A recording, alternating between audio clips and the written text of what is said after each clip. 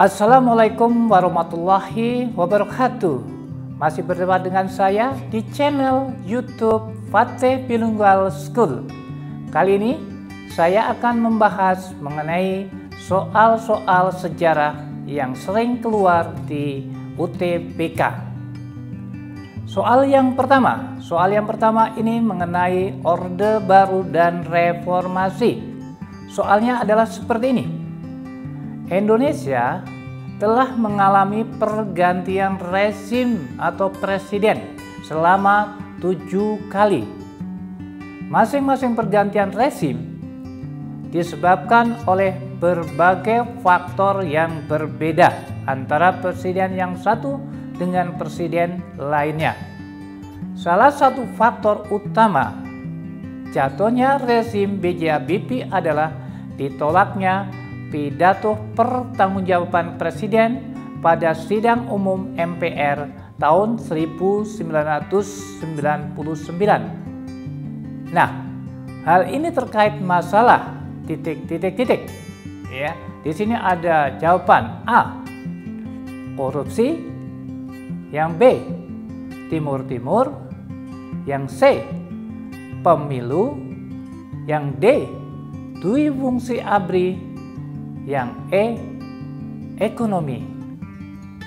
Ya, salah satu faktor ditolaknya pidato pertanggungjawaban Presiden B.J. Habibie pada sidang umum MPR tahun 1999 terkait masalah seperti ini. Pada dasarnya, ketika B.J. Habibie berpidato dalam sidang MPR tahun 1999, faktor utama penolakannya adalah kekecewaan rakyat yang menganggap B.J. Habibie telah gagal dalam melaksanakan tugasnya sebagai presiden. B.J. Habibie dianggap banyak memiliki kesalahan yang merusak persatuan bangsa. Salah satunya memberikan otonomi pada Timur, sehingga Timur melepaskan diri dari Negara Kesatuan Republik Indonesia pada tahun 1999. Jadi dalam soal yang nomor 1 ini, jawabnya adalah Timur. Baik, kita lanjut ke soal nomor 2. Soal nomor 2 tentang politik etis dan pergerakan nasional. Soal nomor 2 tentang politik etis dan pergerakan nasional. Soalnya seperti ini. Kalau ada soal seperti ini, misalkan politik etis atau politik balas budi adalah kebijakan pemerintah kolonial Hindia Belanda sebagai bentuk pertanggungjawaban pada masyarakat pribumi. Di sini adalah khususnya masyarakat Indonesia. Sebab ada beberapa faktor yang melatar belakangi munculnya kebangkitan nasional di Indonesia. Salah satunya adalah tampilnya golongan terpelajar. Pilihan jawabannya adalah yang A, pernyataan benar, alasan benar, keduanya saling berhubungan. Yang B, pernyataan benar, alasan benar, keduanya tidak berhubungan. Yang C, pernyataan benar, alasan salah. Yang D, pernyataan salah, alasan benar. Dan yang E, keduanya salah. Jadi antara sebab akibat, sebabnya dan akibatnya adalah salah. Baik, kita akan membahas secara rinci tentang politik etis dan pergerakan nasional. Politik etis atau politik balas budi ini sebetulnya merupakan kebijakan pemerintah Hindia Belanda ya, merupakan salah satu kebijakan pemerintah Hindia Belanda yang berpendapat bahwa Belanda bertanggung jawab bagi kesejahteraan pribumi, ya, politik balas budi, ya. Jadi untuk kesejahteraan pribumi, pemerintah Belanda menjalankan politik etis atau politik balas budi untuk meningkatkan, yang pertama ada meningkatkan pendidikan, ya, dan kondisi kehidupan penduduk asli Hindia Belanda. Jadi untuk meningkatkan pendidikan dan kondisi kehidupan penduduk asli Hindia Belanda akibat tekanan untuk melakukan balas budi. Nah, dari politik balas budi inilah Belanda mendapatkan 3 keuntungan besar, ya, 3 dari keuntungan besar. Yang pertama adalah edukasi atau pendidikan. Yang kedua adalah irigasi atau pembangunan infrastruktur pengairan. Ya. Yang ketiga ada imigrasi. Ya, jadi imigrasi sudah dilakukan pada zaman Belanda atau perpindahan penduduk dari daerah yang padat ke daerah yang jarang penduduknya. Nah, dilaksanakannya edukasi sebagai bagian politik etis di Indonesia membuat perubahan yang signifikan dalam perjuangan bangsa Indonesia. Apa perubahan itu? Apa perubahan itu? Perubahan itu adalah munculnya golongan terpelajar, ya, munculnya golongan pelajar yang menerima pendidikan modern, yang kemudian mereka lah yang akan memimpin pergerakan kemerdekaan Indonesia. Nah, para tokoh ini, contoh misalkan seperti Hos Cokro Aminoto, ya, kemudian Dr. Sutomo, ya, kemudian Suwardi Surya Diningrat atau Ki Hajar Dewantoro. Kemudian muncul lagi tokoh Cipto Mangunkusumo, ya, yang merupakan kebanyakan adalah dari lulusan Stovia, dulu adalah sekolah kedokteran di Batavia. Dan kemudian muncul juga tokoh seperti Insinyur Soekarno. Ya, Insinyur Soekarno adalah lulusan yang sekarang namanya ITB atau Institut Teknologi Bandung. Jadi berdasarkan pernyataan kedua ini adalah politik etis atau politik balas budi adalah kebijakan pemerintah kolonial Hindia Belanda sebagai bentuk tanggung jawab bagi kesejahteraan umum. Ini adalah betul, ya, betul. Kita lihat sebabnya apa? Ada beberapa faktor yang melatar belakangi munculnya kebangkitan nasional di Indonesia. Salah satunya adalah tampilnya golongan pelajar. Ya, itu tadi saya sudah sampaikan, muncul golongan-golongan pelajar. Jadi antara soal nomor 2 ini antara hubungan sebab akibat, ya, nomor sebab akibat itu ada hubungan sebab akibat. Di soal ini, ya, kita ada hubungan sebab akibat, sehingga soal ini jawabnya adalah A, pernyataan benar, alasan benar, keduanya saling berhubungan. Baik, terima kasih. Kita lanjut ke soal yang nomor 3. Baik, soal nomor 3 dari sejarah UTBK, ya.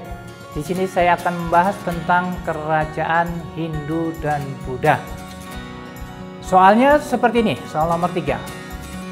Salah satu wujud alkulturasi budaya pra-Hindu-Buddha dengan budaya Hindu-Buddha di bidang pemerintahan adalah, ya, jadi ini adalah alkulturasi budaya antara Hindu dan Buddha.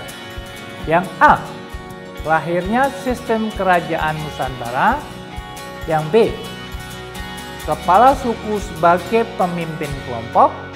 Yang C, berkembangnya sistem musyawarah di dalam istana. Yang D, terjadinya pemilihan untuk menentukan seorang menjadi raja. Yang C, terjalinnya hubungan diplomatik antara kerajaan di India Nusantara. Ya, kita sedang membahas kerajaan Hindu-Buddha. Ya, salah satunya adalah apa itu wujud dari alkulturasi budaya pra-Hindu Buddha dengan budaya Hindu Buddha di bidang pemerintahan. Baik, saya akan membahas, ini adalah sebetulnya soal yang sering muncul di UTBK, dan soal ini sebetulnya sangat mudah, ya sangat mudah. Tetapi soal ini kita akan membahasnya, ya membahasnya seperti ini, ya bahasanya seperti ini. Sebelum masuknya Hindu-Buddha di Indonesia, jadi sebelum masuknya Hindu-Buddha ke Indonesia, sistem pemerintahan yang dianut di Indonesia merupakan sistem pemerintahan desa. Ya, jadi sistem sebelum Hindu-Buddha masuk ke Indonesia, ya di Indonesia itu sudah ada sistem pemerintahan. Ya, sistem pemerintahan itu adalah sistem pemerintahan desa, di mana sistem pemerintahan desa ini dipimpin oleh kepala suku yang dipilih berdasarkan kekuatan dan kelebihannya. Jadi siapa yang kuat, siapa yang punya kelebihan, itulah yang akan menjadi pemimpin atau kepala suku. Kemudian setelah masuknya pengaruh Hindu-Buddha, muncul konsep dewa-dewa raja. Ya, muncul konsep dewa-dewa raja, di mana raja dianggap sebagai titisan dewa. Ya, jadi kalau sebelum pra-Hindu, ya pra-Hindu itu masuk, ya sistem pemerintahan sudah ada, namanya sistem pemerintahan desa. Ya, yang dipimpin oleh kepala suku. Ya, kepala suku. Nah, kepala suku ini dipilih berdasarkan kekuatan dan kelebihannya.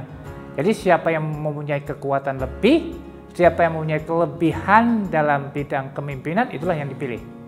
Tetapi ketika Hindu-Buddha masuk, ya, ketika pengaruh Hindu-Buddha masuk, maka konsepnya berubah menjadi konsep munculnya konsep munculnya Hindu-Buddha, yaitu konsep tentang dewa, ya, di mana raja dianggap sebagai titisan dewa, sehingga kekuasaan terpusat pada raja, ya, sehingga kekuasaan terpusat dari raja.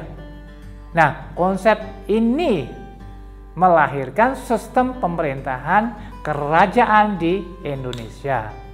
Jadi berdasarkan soal ini, ya, berdasarkan soal ini jawabnya adalah yang A, ya, jawabnya yang A.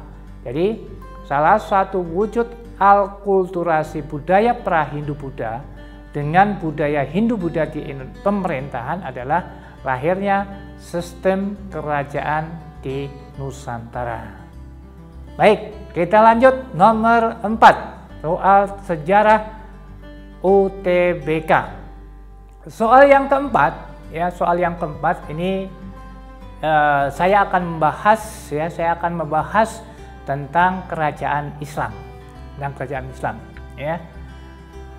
Nah, soalnya seperti ini. Soalnya adalah soal sebab akibat. Bukti bahwa agama Islam telah berkembang di Indonesia pada abad ke-11 adalah nisan Sultan Malik Al-Saleh, ya, Sultan Malik Al-Saleh.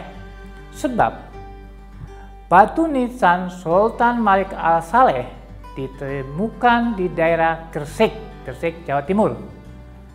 Pilihannya adalah seperti ini. Pernyataan benar, alasan benar, keduanya saling berhubungan. Yang B, ya, pernyataan benar, alasan benar, keduanya tidak saling berhubungan. Pertanyaan C, pernyataan benar, tapi alasannya salah.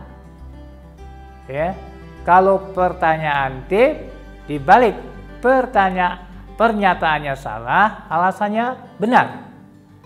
Nah, kalau yang E ini pilihannya adalah kedua-duanya salah, ya.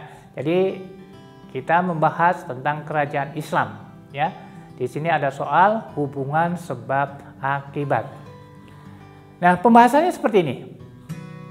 pada prinsipnya atau sebetulnya masuknya Islam di Nusantara pada abad ke-11 Masehi didasarkan adanya bukti sebuah batu nisan Siti Fatimah bin Maimun di Gresik, Jawa Timur. Ya. Batu ini berangka 802 Masehi. Jadi dari soal ini, pernyataan dari soal di atas adalah salah dan alasannya salah, di mana bukti bahwa agama Islam berkembang di Indonesia pada abad ke-11 adalah nisan Sultan Malik Al-Saleh. Ini adalah salah. Yang benar adalah batu nisan Siti Fatimah bin Maimun di Gresik. Kemudian kita lihat alasannya. Batu nisan Sultan Al-Malik Al-Saleh ditemukan di daerah Gresik, itu juga salah. Jadi jawabnya adalah salah, ya. Kemudian sebabnya juga salah, tidak ada hubungan sebab akibat. Jadi jawabannya adalah E. Ya, keduanya salah. Baik, sahabat channel YouTube Fatih Filung Al-Usul, kita lanjut ke nomor 5. Nah, nomor 5 kita mengarah ke arah yang lebih mudah tahunnya, ya. Itu soal tentang pendudukan Jepang. Nah, ini soal pendudukan Jepang yang di Indonesia sekitar 3,5 tahun, ya, 3,5 tahun, ya. Soalnya seperti ini. Pernyataan berikut ini yang bukan merupakan kebijakan pemerintah Jepang pada masa awal kedudukannya di Indonesia adalah, ya. Jadi pernyataan 1, 2, 3, 4, 5, ya, 1, 2, 3, 4, 5 A, B, C, D, E, ya, yang bukan merupakan kebijakan pemerintah Jepang pada masa awal pendudukannya di Indonesia, ya, adalah titik-titik. Jadi kita mencari yang bukan, ya, yang bukan. Pembahasannya adalah seperti ini. Pembahasannya adalah sebagai berikut. Kebijakan yang dilakukan Jepang ketika masuk ke Indonesia merupakan kebijakan yang dapat mendukung Jepang sebetulnya. Jadi Jepang ingin mendapat dukungan, ya, untuk memenangkan peperangan di Asia Timur Raya, termasuk di Indonesia. Maka pemerintah Jepang ketika menduduki Indonesia, ya, membubarkan organisasi pergerakan nasional yang dibentuk pada masa Belanda, ya, dan hanya satu yang disisakan, yaitu Masumi, ya, yaitu yang satu yang disisakan hanya Masumi, ya. Selain itu Jepang juga mengangkat Gunsaikan atau kepala wilayah militer, ya, Gunsaikan, ya, kepala wilayah militer. Nah, ini apa tujuannya? Untuk mempermudah mobilisasi massa di setiap daerah, ya, mobilisasi massa di setiap daerah. Nah, ini Jepang juga mendirikan pemerintahan dengan melibatkan orang-orang Indonesia. Jadi Jepang melibatkan orang-orang Indonesia atau tokoh-tokoh Indonesia di dalam pemerintahan, ya. Dan Jepang juga melarang segala bentuk budaya Barat. Nah, ini melarang bentuk budaya Barat. Jadi Jepang itu untuk memenangkan perang Asia Timur Raya, ya. Yang pertama dia membubarkan organisasi nasional yang dibentuk pada masa pemerintahan Belanda. Hanya menyisakan satu, yaitu Masumi, ya, Masumi. Kemudian Jepang juga mengangkat Gunsaikan, ya, Gunsaikan, atau bisa dikatakan sebagai kepala wilayah militer, ya. Nah, ini apa maksudnya? Untuk memudahkan mobilisasi atau pergerakan pada masa di setiap daerah. Jadi untuk supaya lebih mudah, ya, melakukan mobilisasi massa di setiap daerah, ya. Nah, ini Jepang juga melibatkan, ya, tokoh-tokoh Indonesia, ya, untuk mendirikan pemerintahan. Jadi melibatkan tokoh-tokoh Indonesia untuk melibatkan pemerintahan. Dan juga melarang segala budaya barat, ya, melarang budaya barat, ya, yang bertujuan untuk menarik simpati dari bangsa Indonesia. Ya. Jadi beberapa hal yang untuk menarik simpati bangsa Indonesia. Di antaranya adalah dibentuklah kepala wilayah militer, ya. Kemudian orang-orang Indonesia atau tokoh-tokoh Indonesia dimasukkan dalam pemerintahan, ya. Kemudian Belanda yang sudah lama menjajah Indonesia, ya, itu banyak sekali budaya yang sudah diserap, ya. Jepang adalah melarang segala bentuk budaya barat. Nah, ini tujuannya cuma satu, menarik simpati Indonesia. Dan tujuan Jepang selain itu adalah supaya dibantu oleh Indonesia untuk memenangkan perang Asia Timur. Nah, Jepang sendiri tidak mendirikan serangkaian organisasi pergerakan. Jadi Jepang tidak mendirikan organisasi pendidikan, tetapi mendirikan organisasi yang bersifat militer. Ya, organisasi yang bersifat militer. Jadi Jepang tidak mendirikan organisasi baru, ya, kecuali organisasi militer. Ya. Kemudian Jepang juga membubarkan atau melarang segala bentuk budaya barat, kemudian melibatkan orang-orang Indonesia atau tokoh-tokoh Indonesia di dalam pemerintahan. Ya, jadi dari soal nomor 5 ini, ya, dari soal nomor 5 ini yang bukan merupakan kebijakan Jepang pada awal pendudukannya adalah yang pertama, misalkan mendirikan serangkaian organisasi. Tadi sudah jelaskan bahwa kita atau Jepang tidak mendirikan organisasi atau serangkaian organisasi kecuali, ya, kecuali apa? Kecuali militer atau organisasi militer. Kemudian yang kedua atau yang B, membubarkan pergerakan nasional pada zaman Belanda. Ya, tadi sudah jelaskan bahwa Jepang membubarkan pergerakan nasional, ya, kecuali satu yang ditinggalkan, apa? Masyumi, ya. Dan dia tidak membuat organisasi lain.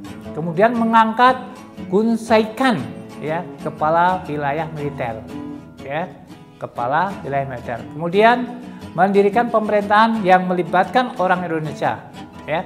Jadi melibatkan orang-orang Indonesia atau tokoh-tokoh Indonesia di dalam pemerintahan.